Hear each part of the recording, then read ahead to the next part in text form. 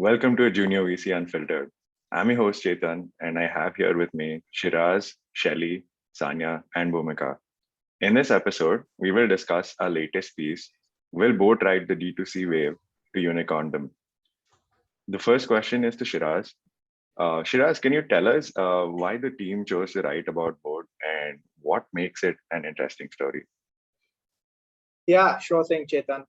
So I think there's a lot of reasons why we were excited about covering this company. The first is that we've historically talked about a lot of internet companies, a lot of software companies, but this is the first time we are doing a piece on hardware and a hardware company based in India, which is just exciting in terms of a new type of company to analyze and go deep on.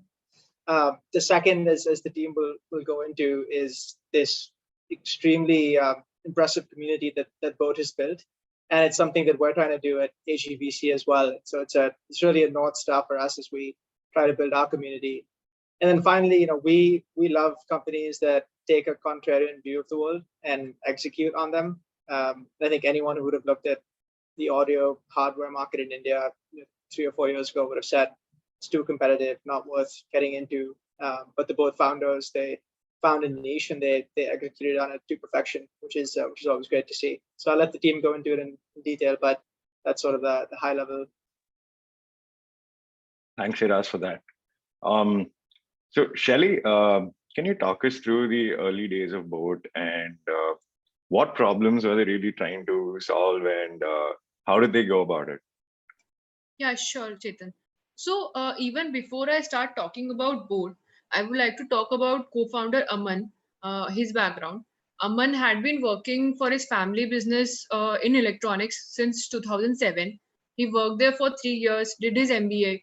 Then he quit his job and to pursue his fascination for gadgets and electronics. He actually contacted JBL and eventually got a job there. So he looked after the offline distribution of their products for Chroma and Reliance digital stores. This was in 2013.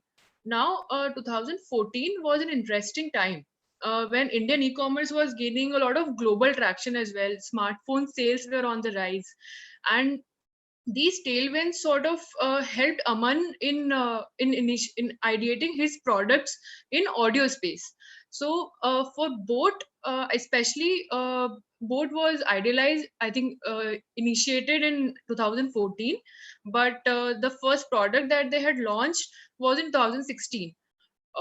Coming to their first product, they actually started with launching sturdy cables for iPhone chargers because people were facing a lot of problems in getting these damaged very early.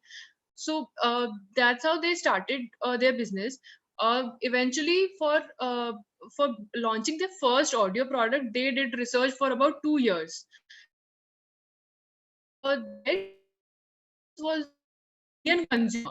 So, like I said, in 2014, since there was a lot of outside competition also coming in, like Chinese competitors were coming in, then there were some global players also coming in.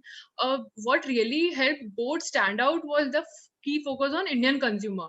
So, like their first headphone called Bass Heads was basically heavy on bass due to the sheer insight that Indian customers like punchy and groovy sounds. So soon they after launching this product, I think they have continuously been evolving. For example, their latest insight was on how people are using sports earphones and headphones with sports. So they are kind of mixing things up, and then recently they have entered into the wearable markets as well. Coming to what has been their strategy throughout, apart from the focus on Indian consumers, is that they actively discourage themselves from engaging into a price war. So, like Samir says that they are sort of Zara of electronics. So they lie somewhere in terms of pricing from mid-range to close to premium, but definitely not comparable to an Apple or other premium brands. Secondly, India is having its D2C moment now in 2020 when there are over 500 D2C brands all over India. boAt had gone D2C back in 2016, maybe due to the fact that they did not have a lot to spend on the marketing part then. They started their first ad on Facebook so that they could have a direct line of connect with the customers could comment their pain points and they could address them. So that is how they have been building it, building an online first business, which is which now they are looking into moving into offline, but I think online has been working pretty well for them. So I think, yeah, early story is this with regards to boAt. I think. Thanks, Shelly, for those insights. Being the Zara of headphones is a great insight, Yeah. and it is definitely very tough to maintain that. Um, so it seems like boAt was able to grow at an incredible rate once they achieved product market fit. Sanya, could you tell us what aspects of their marketing strategy and business model really helped them to do this? Yeah. Yeah, sure, Chetan. So, Chetan, just building on what Shelly just said, that it was initially built for Indian consumers. When we look at the broader market, both the marketing and the operational strategy that the board adopted, both the marketing and the business model will of course feed into each other. Because if you look at it, India ranks second when it comes to the number of internet users, but it ranks 142nd when it comes to the GDP. Now, taking this complex market, creating a lifestyle brand at an affordable price points, and making it profitable is something uniquely commendable. How boAt did this was, of course, bundled with a unique marketing strategy. And since they are profitable, they couldn't, and initially also they didn't have a lot of cash flows to spend on blast marketing. So they instead adopted a very unique marketing approach, which has multiple pillars, but two that really stand out are, one, the way they build their community, in what Shiraz mentioned in the beginning. They really knew how to maintain a direct connect with the consumer. They created this feeling of belonging within the boAt community and called them boAtheads. They also inspired people to join the community by bringing in homegrown talents. Their front page was Hardik Pandya, Kartik Aryan, who are the homegrown talents that people really aspire with or respect to. This way, they were able to create, right now, the count is 2 million plus boAtheads, which is, again, as I said, truly commendable. The second pillar of their unique marketing strategy is the way they drove their partnerships. They have been very good in terms of being at the forefront of what is trending. And hence, they adopted this approach to partner with trending events or banners like IPL, Sunburn, Masaba. And they come up with exclusive lines for each of these events. For example, they have exclusive line with Pasaba, which directly connects with customers who are under their umbrella.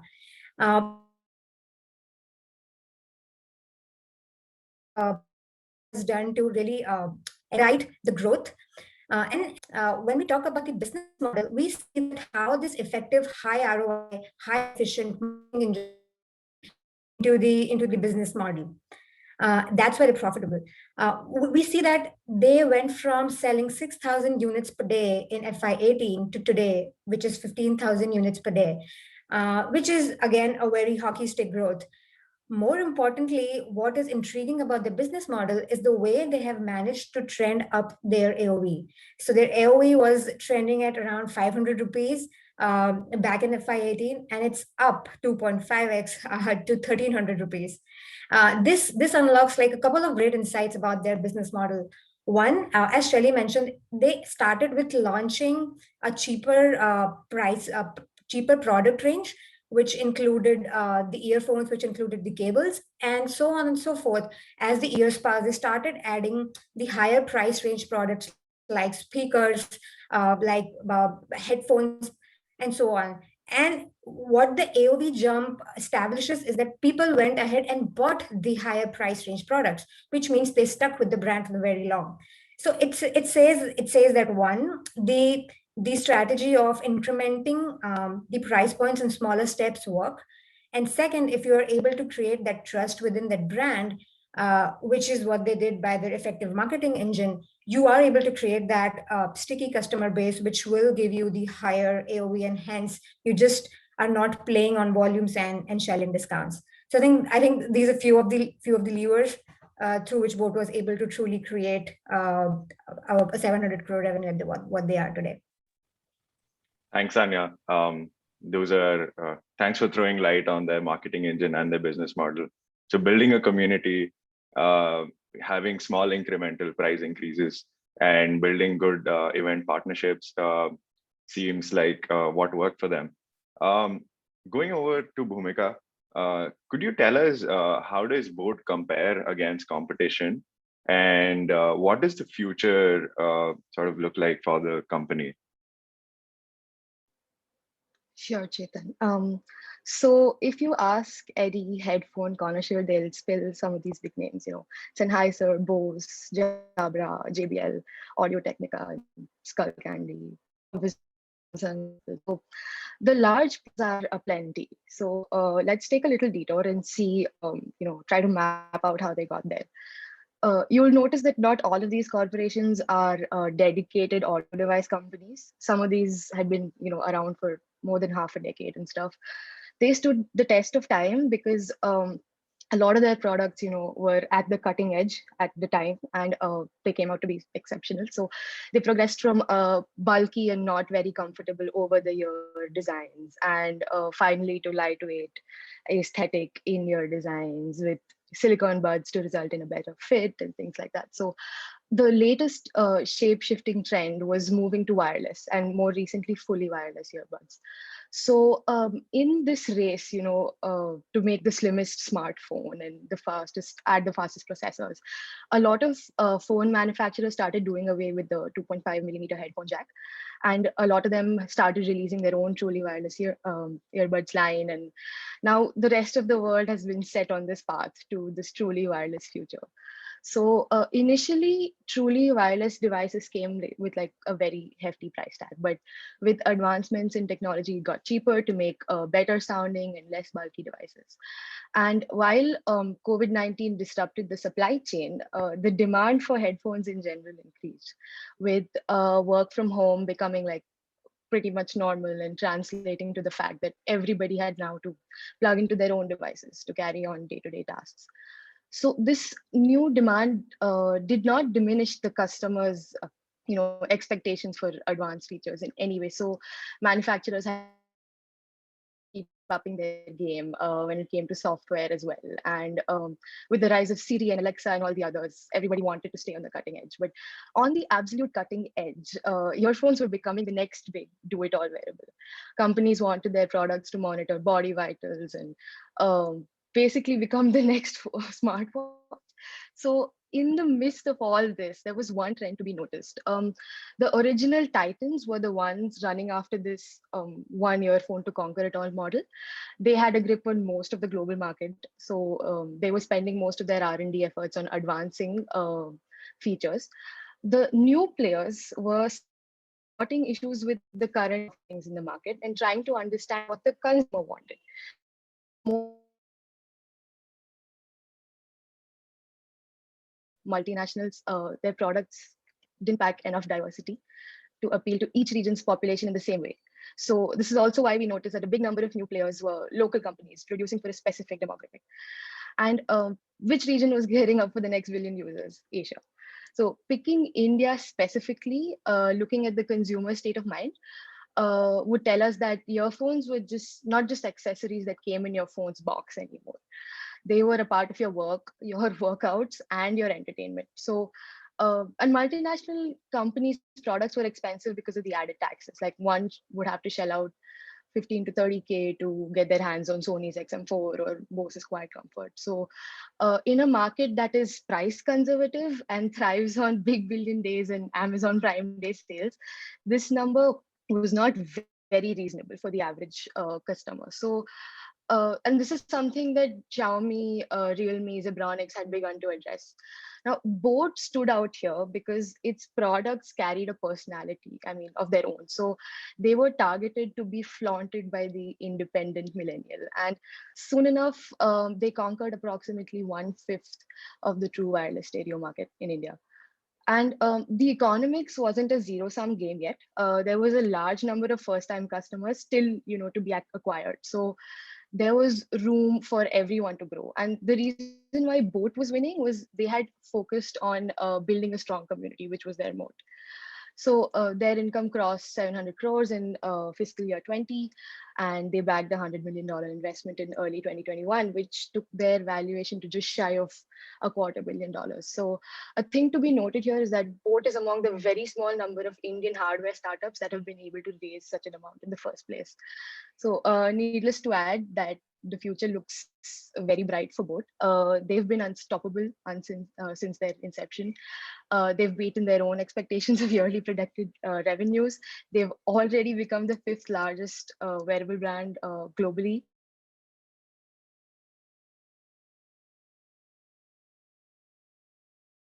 And the majority of the manufacturing usually moved to India and their distribution to global.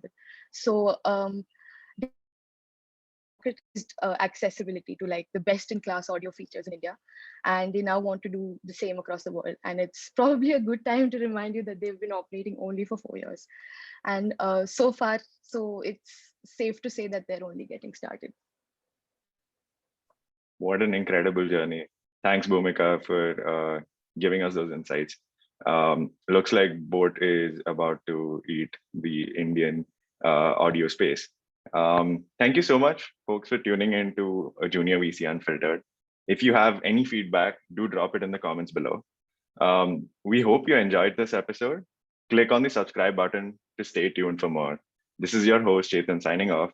See you again next week. Thank you.